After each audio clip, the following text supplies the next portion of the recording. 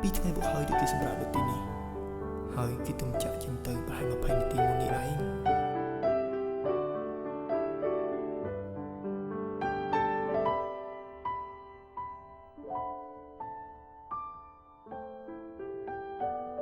នេះគឺជានីសាឯងកំពុងប្រាប់យើងថាស្រីដែលឯងជួយជីវិតកាលពីយុគមិញហ្នឹងណាគឺជាតារាជីវិតដ៏រំលែកមួយណានីសាទៅដេកផ្ទះហើយមើលថែក្បាលខ្លួនឯងមួយរយៈហើយស្អែកយកក្បាលតុក្កតាមកផងយើងធ្វើការជំនួសឯងមួយថ្ងៃ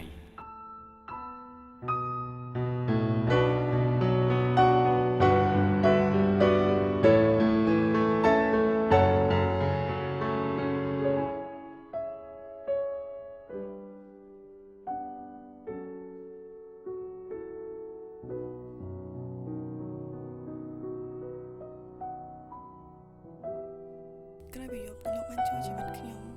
ញុំគិតថាពួកយើងដែលបានជួបគ្នាទៀតហើយ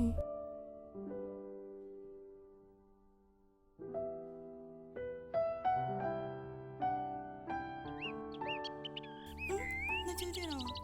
មានបានពេទ្យស្កេនមើលអត់មនុស្សល្ងងថ្ងៃក្រោយកម្រួលតអ្នកអតីតធ្វើឲ្យចិត្តគិតបែបនឹងទៀតប៉ុន្តែកន្លែងនេះវាឈឺជាងនីសាដឹងទេកាលណាក្របពូជនៃដើមស្នេហាវាដកពលុកចេញពីកន្លែងនេះហើយវាពិបាកនឹងហាមវាមិនឲ្យរីកលូតលាស់ណាស់ងាយបំផុតដែលអាចហាមវាមិនឲ្យលូតលាស់បានគឺមានតែក្តីមរណាតែប៉ុណ្ណោះពេលខ្លះវាគឺល្ងងខ្លាំងពេកហើយដែលបង្ខំខ្លួនឯងឲ្យគេចចេញពីការពិតទទួលយកនូវក្តីស្រមៃដែលមិនអាចទៅរួចតែក្តីសង្ឃឹមវាគឺជាសន្សើមបេះដូង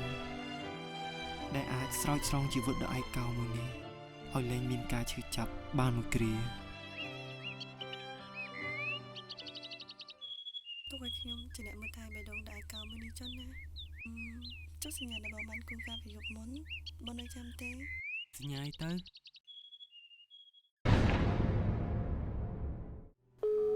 ភូមិនីសានាងស្រឡាញ់យើងនាងគ្មានផ្លូវទៅស្រឡាញ់ឯងនោះទេចិត្តឯងមិនមែនខូខើចង់ទៅដើមសំសាងមិនតែខ្លួនឯងទេមែនទេ